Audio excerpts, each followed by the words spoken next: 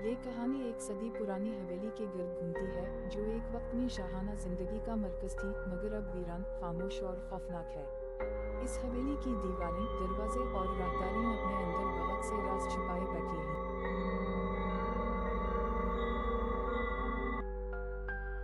ये हवेली 1800 की दिहाई में ज़ारा मीर नामी एक अमीर जमींदार की बेटी के लिए बनाई गई थी। ज़ारा एक हसीन, ज़हीन और हसास लड़की थी, मगर इसकी जिंदगी एक पुरस्कार हादसे में खत्म हो गई। कुछ लोगों का मानना था कि वे खुदकुशी थी, जबकि कुछ ने उसे कत्ल कहा। ज़ारा की मौत के बाद इसका कमरा हमेशा के लिए बंद कर दिया गया और हवेली में अजीब वाव गरीब वाक़यात होने लगे। सालों बाद जो भी यहाँ आया उसे कर मामूली चीज़ों का सामना करना पड़ा। रात में दरवाजे खुद ब खुद खुलना, किसी के सर्देशी में बोलने की आवाज़ें आना और दीवारों पर सारे का नाचना। लोग कहते हैं कि ज़ारा की रूह आज भी यहीं पर है, किसी ऐसी हकीकत की मुहाफिज जो कभी सामने नहीं आ सकी।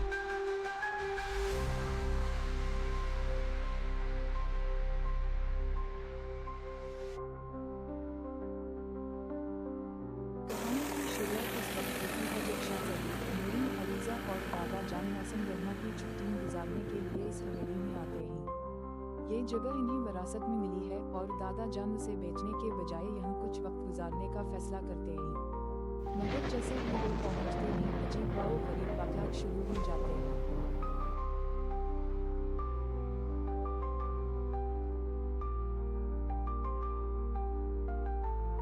द हॉन्टेड मैंशन दरहकीकत एक ऐसी मुहिम है जिसमें माजी की हकीकतों को दरियाफ्त करते हुए शाहज़ादी और उसके बहन ये समझने की कोशिश करती हैं कि कुछ राज हमेशा के लिए दफन रहने के लिए होते हैं।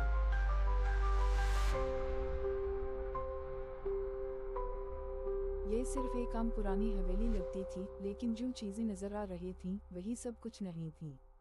शौजादी और इसकी बहनों के लिए ये एक नया आगाज था, मगर जैसे जैसे रात गहरी होती गई, हवेली की खामोश दीवारों में छुपे राज जागने लगे। किसी की सरगोशियों, हरकत करते साए और वो दरवाजे जो खुद ब खुद खुलने और बंद होने लगे थे। क्या वाकई यहाँ कोई मौजूद था, या ये सब सिर्फ उनके दिमाग का वहम था? कुछ जगहें लफ्जों के बगैर ही बता देती हैं कि वो आपको खुशामदीद नहीं कह रही। शाम के कब्रों में लिपटी पुरानी हवेली किसी खौफनाक किले की मानिंद खड़ी थी। इसकी टूटी हुई खिड़कियां तारीकी में खोखली मुखों की तरह चमक रही थीं। जैसे ही शाहज़ादी और उसकी बहनों ने अंदर कदम रखा, एक अजीब सर्दी उनके बदन में सरायत कर गई। दादा जान ने दरवाज़ा खोला और अचानक राहदारी में हुआ गूंजने लगी।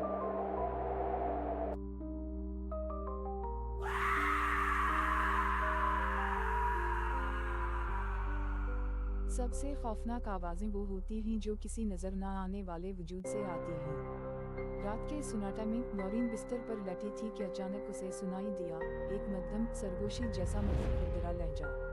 चले जाओ, इससे पहले कि देर हो जाए।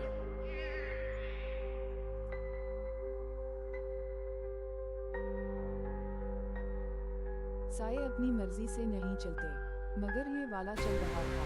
अलीज़ा दुबा पानी बावर्ची खाने की तरफ पानी लेने जा रही थी जब उसने कुछ अजीब देखा। एक साया राहदारी में हरकत कर रहा था। ये इसका साया नहीं था, न ही इसकी बहनों में से किसी का। ये किसी और का था। और फिर वो आहिस्ता आहिस्ता बंद सटी रूम में घुस गया। दरवाजे का हैंडल हिलने लगा। कुछ दरवाजे इसलिए बंद नहीं होते कि कोई अंदर न आ सके, बल्कि इसलिए कि कुछ बाहर ना निकल सके। अगली सुबह शाहज़ादी ने देखा कि वो बंद दरवाजा खुद ब खुद खुला हुआ था, हालांकि उसकी चाबी किसी के पास नहीं थी। कमरे के वस्त में एक कदीम झूला कुर्सी रखी थी और वो आहिस्ता आहिस्ता हिल रही थी, जैसे किसी ने अभी अभी उसे छोड़ा हो। कुछ चीखें जिंदा लोगों की होती हैं और कुछ नहीं।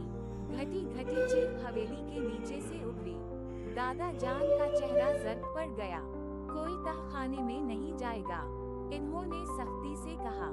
मगर उसी रात वो आहिस्ता आहिस्ता तहखाने के दरवाजे की तरफ बढ़ी, इस हकीकत से बेखबर कि नीचे कोई उनका इंतजार कर रहा था।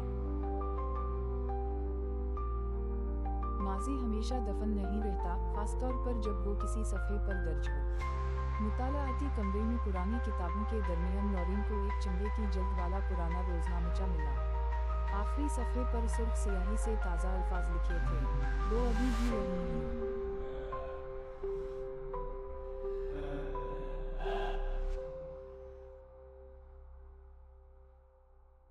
तस्वीर में बनी आँखें जामिद होती हैं, लेकिन ये आँखें हरकत कर रही थीं। शहज़ादी को महसूस हुआ कि कोई उसे घूर रहा है।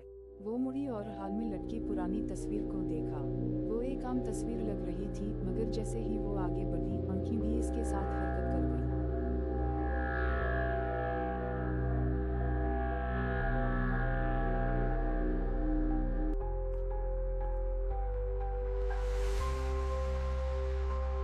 जब कोई ना चल रहा हो तो कदमों की चौकिंग सुनाई दे रही है।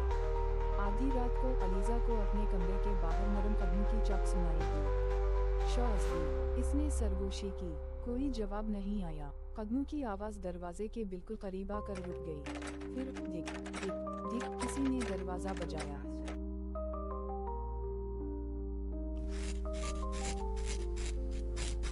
कुछ घर सिर्फ राज छुपाते हैं, मगर कुछ खुद एक राज होते हैं। दादा जान ने दीवार पर हाथ फेरा और पुराना वॉलपेपर उतार दिया। अंदर लकड़ी पर किसी ने कुछ खोदकर लिखा हुआ था, ज़हरा नौरे 1887।